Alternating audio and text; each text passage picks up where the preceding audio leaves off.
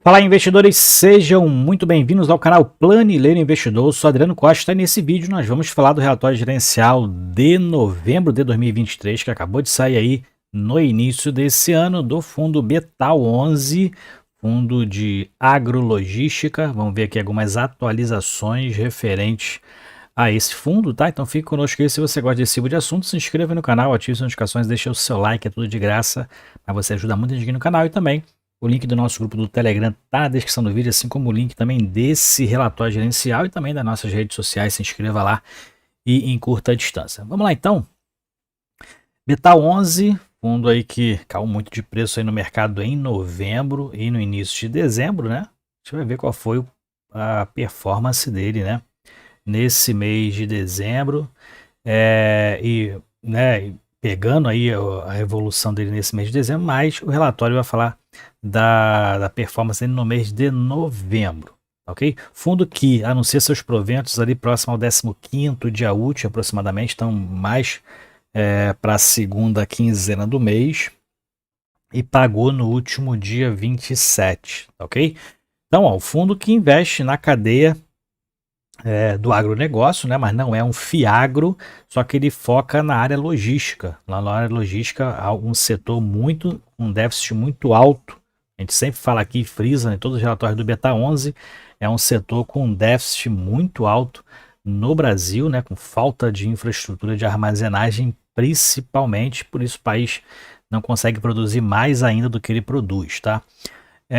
Então o fundo, vendo essa vertente aí, né, essa possibilidade de investimento, é o que ele faz, então, através de alguns imóveis aí relacionados ao agronegócio. A gente vai ver que é bem diversificado, inclusive tem até papel aí que tem prejudicado o fundo nos seus resultados.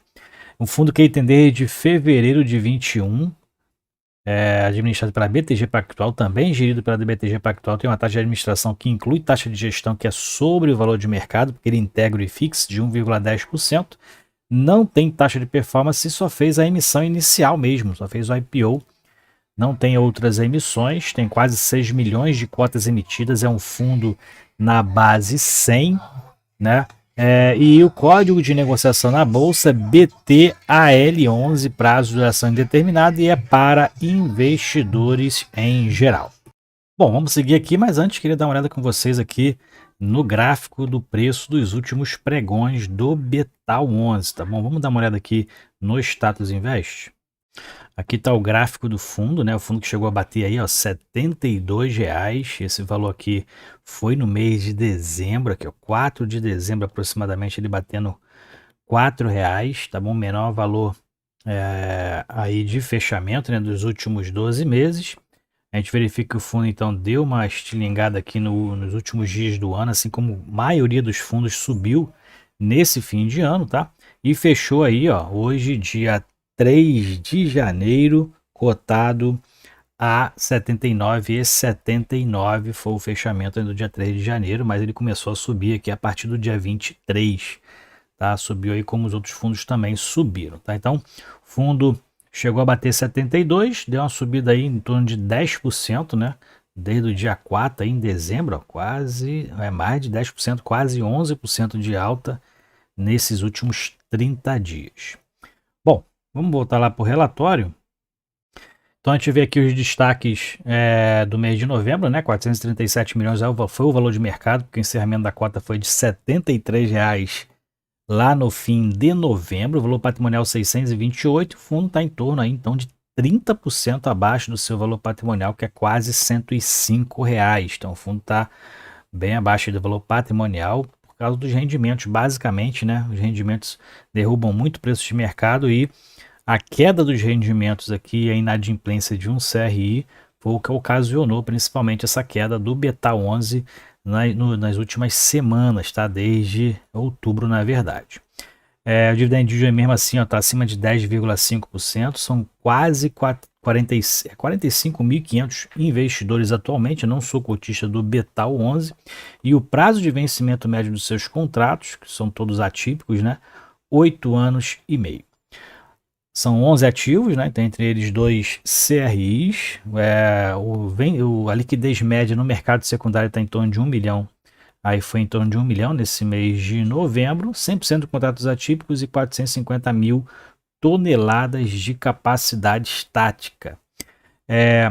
E aqui entrando nos comentários do gestor, a gente vê que em novembro, então o fundo teve um resultado de 4,3 milhões, a gente vai ver esse detalhamento aqui, né, comparando com os meses anteriores, né, teve uma receita de 4,3 e um resultado, depois das despesas, de 3,8 milhões de reais, tá? Então, a gente vê aqui também a queda, mais uma queda, né, nos seus dividendos, né, nos seus rendimentos aí, observando os últimos 12 meses principalmente, mas é o menor rendimento distribuído pelo Beta 11 historicamente, né, desde fevereiro de 2021.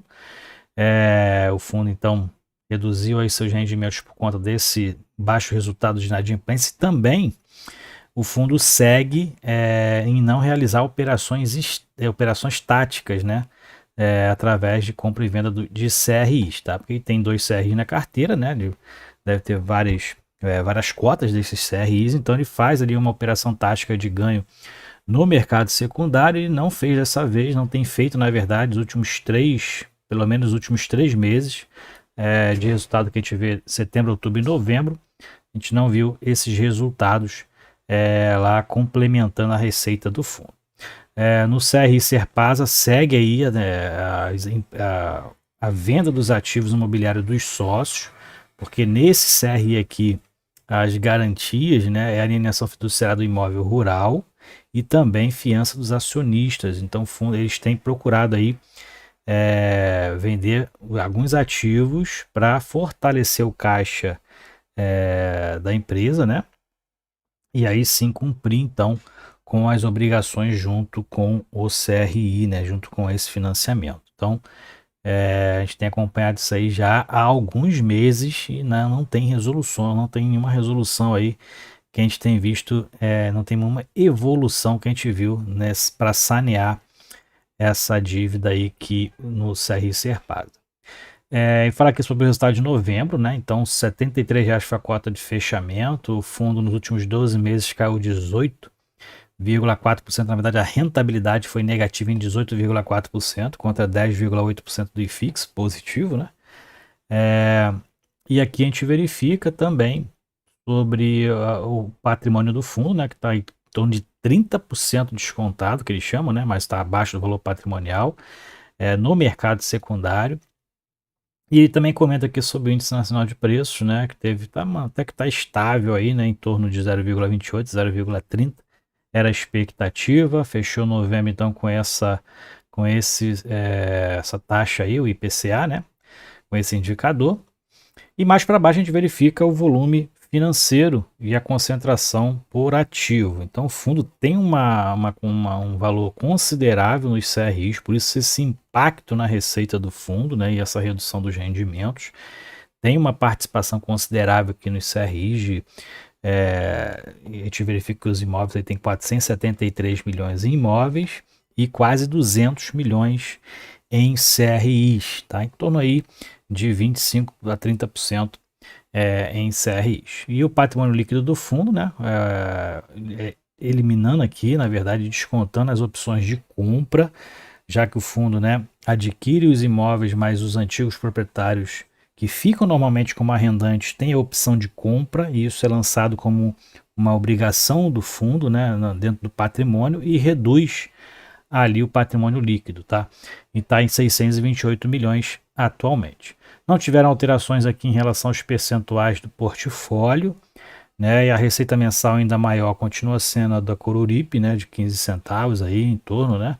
Seguida aí do CRI Andali e do FS Bioenergia, são os principais, né? E dentro do pagamento dos proventos, ó, a divulgação foi no dia 19 de dezembro, pagou no dia 27, no 18º dia útil. E o fundo, então, foi de 64 centavos por cota, database 30 de novembro. Dentro aqui dos resultados, a gente vai verificar o fundo, ele tem a obrigação, tá? Já que ele é um FII, não é um FIAGRO, ele tem a obrigação de distribuir 95% do resultado de caixa, no mínimo, né? 95% do resultado de caixa semestral. O FIAGRO não tem essa obrigação, mas como o Betal é um FII, ele tem essa obrigação aí por lei, tá? Lei 8668 de 93.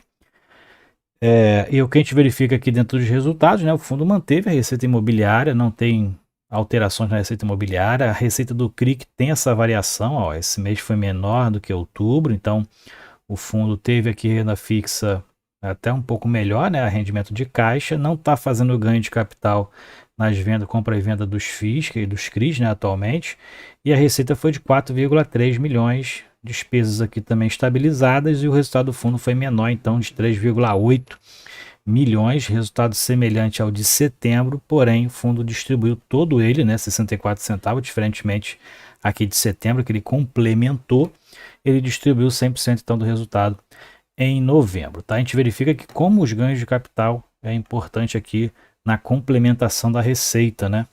Ganho de capital na compra e venda dos CRIs. Então o fundo não tem feito, isso reduziu aí a receita do fundo, né?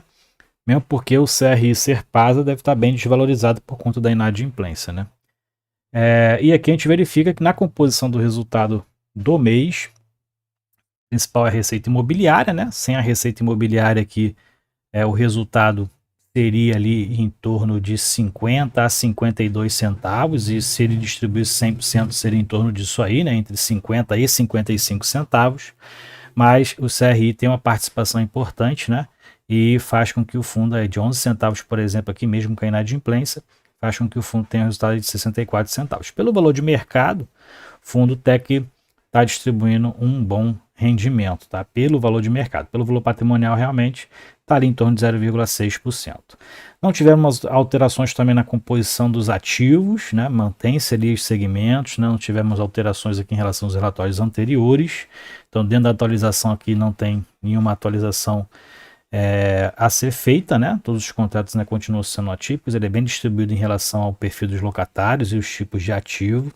No indexador todo ele é IPCA. A gente verifica que a maioria dos contratos vem só a partir de 2031 e vai ter um reajuste bem considerável agora em fevereiro pelo IPCA, claro, né, que é 100%, de 41% aí dentro da receita imobiliária.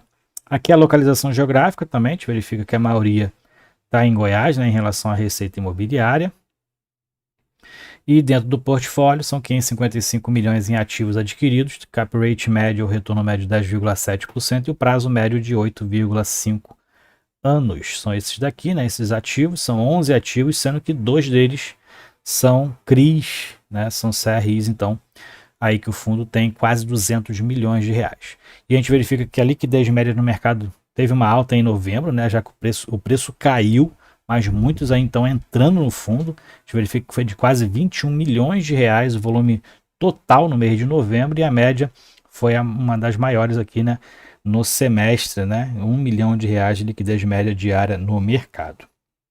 E a rentabilidade no mês foi negativa em 10,6% no mês de novembro. Realmente o fundo teve uma queda bem relevante, né, no mês de novembro. Dezembro deu uma recuperada, né, mas a maior queda foi realmente em novembro, ok? Então é isso aí, atualização do Betal11, a gente segue acompanhando aqui essa situação do CRI aí, né, que tem um impacto muito relevante na receita do Betal11, tá? Então fique conosco aí, se inscreva no canal, não perca tempo. Se você está estudando também o Betal11, quer acompanhar conosco, né, se inscreva aí e acompanhe diversos fundos aí que a gente acompanha no mercado, e alguns a gente posta aqui os relatórios gerenciais para a gente saber o que a gestão está fazendo e, né, e que aí o fundo, qual é a perspectiva do fundo, tá?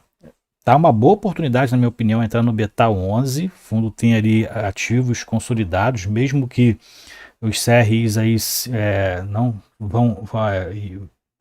fossem ruins, né? Aí no futuro, mas os ativos, a gente vê que a receita dos ativos reais são bem redondinha aí, né? E o fundo segue bem estável. E se excluíssemos, né, o CRI dentro do resultado, o fundo distribuiria aí entre 50 e 55 centavos a preço de mercado. Para mim tá uma boa oportunidade, ok? É isso aí então. Se você gostou do vídeo, deixe seu like. Até o próximo vídeo. Tchau, tchau.